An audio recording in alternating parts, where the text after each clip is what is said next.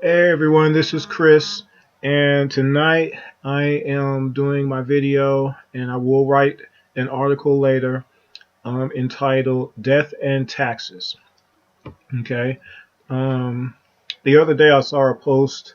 Ben Franklin said, and it's true, and I've heard it before, of course. We've all heard the cliche. The only thing that's guaranteed in life is death and taxes. Well, there was an occurrence that happened the other week. I went to a funeral of a person that I've known for a period of time.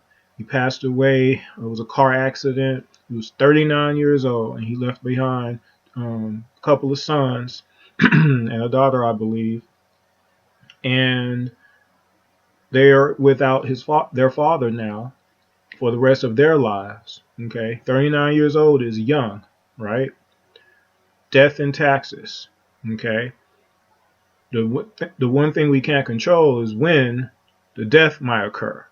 And the reason I'm speaking about this subject is most of us are not prepared for it to occur because we ignore it. We try to not talk about it. We try not to put things together. We try not to make arrangements. And that hurts everybody around us. It hurts our immediate family. It hurts our friends. You know, some don't have that many family members to rely on if something was to happen. And so the next in line would be those close friends, personal friends you grew up with, high school, things of that nature, right? But more importantly, if you was to not be here anymore, the next people who would be affected the most if you have kids are your kids. And if you're not prepared as best as possible, they're going to suffer the quickest, right? So, are you prepared in any kind of sense of the word for death? It's something that you have to think about. If you're not thinking about it, you haven't thought about it, you need to. It's important if you care. Now, if you don't care, of course it doesn't matter to you. Okay? The other thing is taxes. We all pay them. Some people still don't understand why they pay taxes. Wherever you live, anywhere in the world, you have some kind of a tax.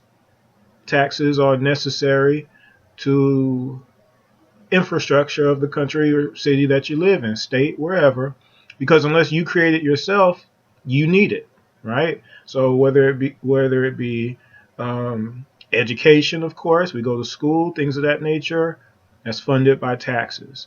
The roads and things of that nature, much of our transportation system is funded by taxes, right? So unless you create it, someone else has to create it. It has to be paid for. It's really that simple. The problem that people have with taxes is that if they don't make enough money, they can't afford things because taxes have to be paid, right? If you're going to live in the country that you stay in, you're going to pay taxes one way or the other, right? So the avenue of not being able to pay your taxes means you got to make a decision to make sure you pay your taxes. Something else isn't getting paid, or at least not getting paid completely, right? So if taxes are such an issue, how long will you let it be an issue? What's that you say? See, most of us weren't weren't prepared to deal with finances properly when we were in school. We just weren't.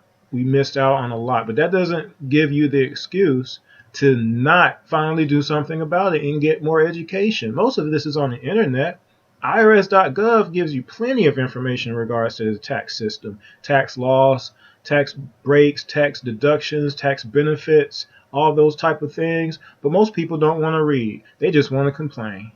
And they do it on social media. They talk, they talk, they talk, but they won't do. And that's crazy. It doesn't matter how old you are right now. You can always prepare so that way if the worst thing does happen, it's not as hard on other people. That's important. And as far as taxes go, again, if you prepare now to start alleviating those things called taxes for you, wouldn't your life be just a little bit better? Wouldn't your life be just a little bit stress free? I mean, shoot, think about it. If you, let me get into my phone here, password, I've changed it. If you were to have save just $100 a week from whatever your first job was, if you were able to save $100 a week every year for the next 42 years, let's say you started at 18, at 60 years old, you would have $218,000 sitting in the bank. All your years of working, all the things that you've done for money, if you saved $100 a week from the income that you generated until you are 60 years old, you would have $218,000, almost $250,000. Now think about that. How many of us could afford to save $100 a week, $50 a week, $10 a week when we got paid? Not many of us. And even if we did, I should say, even if we could, most of us didn't, I should say. Because saving money wasn't a concern, was it? The concern was paying bills, right? Most of us have lived to pay bills for a long time, and we ignore death, we ignore taxes, but we don't ignore bills, do we? They get paid. And people are so proud about, oh, I'm paying my bills, I'm getting money, I'm paying my bills, I'm getting money, I'm paying my bills. That don't sound like a lot of life is involved in that, though. And most people don't really take any, take no note until it's too late. And I say these things, for a reason. Death and taxes, it needs to be a little bit more of your life involved than just death and taxes. And there are things that can help you with these things if you chose to take advantage of them. But you know what? There's a lot of people who've given up already. They've given up. They complain about their job. They complain about their work. They complain about how much money they make. They complain about taxes. They complain about everything that surrounds them. But they have given up. They've tapped out.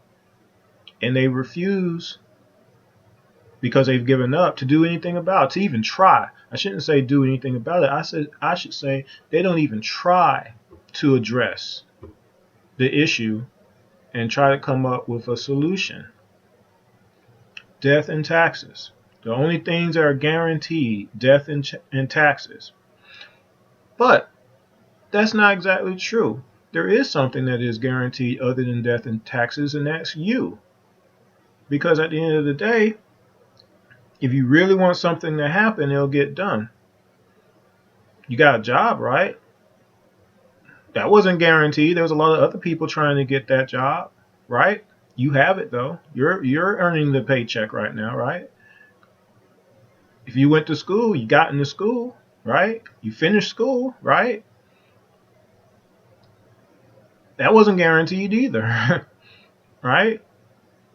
There's all type of things that we might not have done, but we did it, and there was no guarantee that it was going to happen. You are the only constant in the equation when it comes to getting something done. And anytime you put your mind to it, I would say 99% of the time you did it because you wanted to.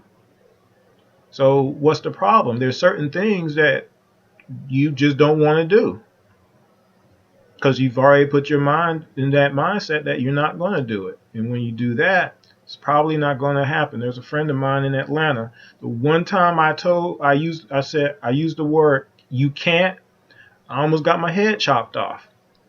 And I was only speaking in terms on the business side and being reasonable, or what's the other word? Being contemplative in regards to just stepping stones and time frames and things of that nature. But at the end of the day, it was a mistake, because at the end of the day, everything she's ever said to herself that she's going to do, she's done it. And I've seen it. I've seen the evidence of it. There are obstacles that could slow that goal down, of course, but that's everybody. That's anything.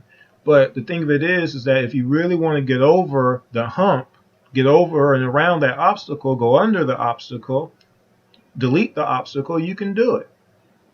I mean, people just on the simple side, those pair of shoes that you really wanted, somehow all these people out here have all the shoes that they ever wanted. Women and men. Women, purses, right? Men, certain types of jewelry, right? Women and men getting to the club event. Somehow, some way you make it. Got the hot dress, got the hair, got the neck, all those. You'll do that. You go over and above to whatever you don't have no car, you still get there. But for other things, can't do it. It's not possible. Nope, can't, quit. And then complain about it. Complain about the things that you hate so much, so passionately. You are online and you're talking about your job. You walk in, it's 9:01 in the morning, and right off the bat, you're saying, "Man, I wish it was 5 o'clock." And you're online saying this. I'm like, how are these people talking about where they work, and they act like they're not on social media, and their bosses are not, or someone not monitoring the things that they're saying and keeping a log of it? They might not fire you off the bat, but eventually you're going to say something so egregious that they're going to be like, "You see this? This is from April 2010 till today. This is all the crazy stuff you done said about our company." You could have changed it. You didn't get the raise. Do something to get the raise. You didn't get the promotion. Do something. Well, Chris, what will I do? Maybe you need more education. Maybe you need more training. Maybe you need to ask for it. I don't know. It doesn't matter to me. But to not even try and then complain that you're not getting it is stupid. It just is. I'm just going to say it like that. Being in corporate America, being in business, and working for other people is not easy. It just isn't. Going to work every day, the sleep that you miss, the things that you don't get, it's not. But to continue to complain about stuff that you don't like and make up excuses on why you can't move to another city or get another job and all this kind of stuff, you can't keep doing it. If the only two things are guaranteed are death and taxes, you need to be prepared for both. You need to have the capabilities to where neither of those things can affect you. At one point and another, you have to put your foot in the sand and say, "I'm not moving no more. I'm not going to keep getting pushed back, pushed back, pushed back." What is the Ludacris song? Get out the way, get out the way. You gotta do something. It's silly. It's 2015 now. To continue to see people that don't have no talent, no capabilities of doing anything real, be millionaires, got to be tiring for some of y'all.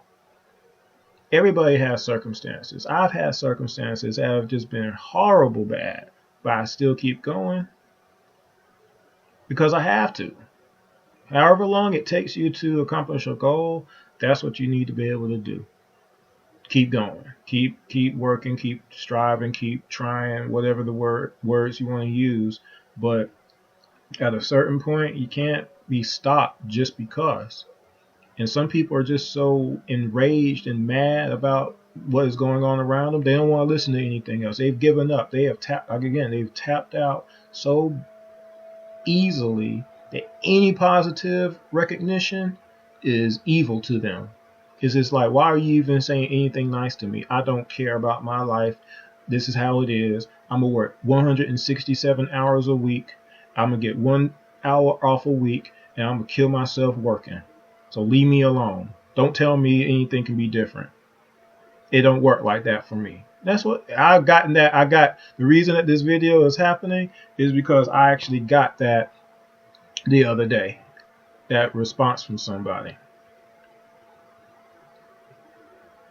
Did you see the hole in the wall? I punched something in the wall the other day by accident. Anyway, you can't be that off the chart bad about things. Things can get dire, yes. Things can get really depressing, yes. I've been there, I've done that. But at the end of the day, you still got to be that constant. And also, if you have kids, that's even the worst thing. Kids are going to follow everything you do. I was watching a little girl today. Her mom had gotten her one of those fans, the old school fans. And you're in church or whatever, you're fanning yourself off what. And there was an older person who had a fan, and so the older person, she was hot and she was fanning herself, and so the younger girl, she was so excited because she knew she had hers, and so she whipped hers out and she started doing the same thing, and she kept looking at her to see if she was doing it right. It's called impression. And young people look at everything that you do if you're the parent, and they imitate everything that you do, your words, your mannerisms, everything. And as the years pass on, they believe that everything that you're doing is right because you're the one teaching them. And so if you are teaching them to give up on things because it went wrong the first time, or it didn't work the first time, or you're responsible for your generation, nobody else. You're responsible for your generation after the generation. And after that generation, you're responsible. Someone in your family has to stop the madness. They just have to. Death and taxes are the only things guaranteed. If that's true, what are you doing to alleviate those two instances as best as possible? Of course, it's not going to be no perfect situation, but there's so much that can be done to where, again, if the worst thing happens and tomorrow you're not here no more, it won't hurt so bad because things are taken care of, right? Taxes. If you're not making enough money to pay all your taxes every year and be easy breezy about it, you got to make an adjustment. Something has to change. Have you found what's going to help you change those things? There has to be a position out there that's specifically made for you. Might not be in your city though. You need to start looking outside your city and state, maybe your country. Move to another country. There's countries that might pay you $250,000 a year to do exactly what you're doing now for $15 an hour. You don't know. Have you looked? I don't know. I don't know. Have you asked for that promotion? What have you done? Have you looked at the schematics of what the next position up from yours is, or the next two positions up? And have you looked at the details and say, okay, I know I'm qualified for this, I'm not of this, let me work on that. Are you working hard enough to deserve a raise that's more than 50 cents? I don't know. If you're not asking the questions of yourself, no one else is either. They're not going to beg you. Why should they do that? They're already profitable. You're there primarily because it's cheaper to have you there than to have to replace you.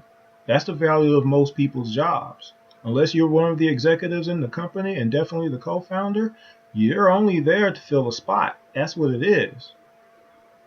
The job of a job is not to make you rich, wealthy, or okay. It's to be profitable. And you're there and you get paid a certain amount of money to ensure profitability. That's it. If you think of it as anything more, you're in trouble. And you need to have a backup plan because people are laying off people left and right.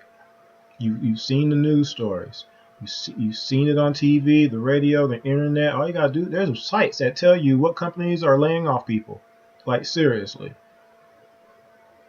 Companies are going into bankruptcy. Seriously. They're there. I've seen it. I've posted about it recently. Xerox, 3,000 people worldwide. Walmart laying off 1,000 executive positions, and one of the captions I saw was because there are no cash registers in corporate. That means they're cutting positions purely for profit. There's no value of having like 50 to 100 senior vice presidents doing nothing. It's called production. Death and taxes, only thing guaranteed. Are you prepared to take care of those things? However old you are now, it's not too late to start getting prepared. We do live longer than we used to. You have to be prepared. 39 years old, a friend of mine passed away. His life was taken away from him in a car accident. Left behind kids. He didn't get a chance to finish things out. Will you make sure that you can finish things out to where everything is taken care of? It's important. Death and taxes. It's a cliche that we've used forever, but have we ever really thought about it before? Have you found it? Have you found a way to make death and taxes not so morbid? Are you looking? Are you trying? I hope you are. That's the end of this video. I'm going to follow it up with the article really soon, www.imtmworldwide.com. click on commentary. Until then, y'all have a good night.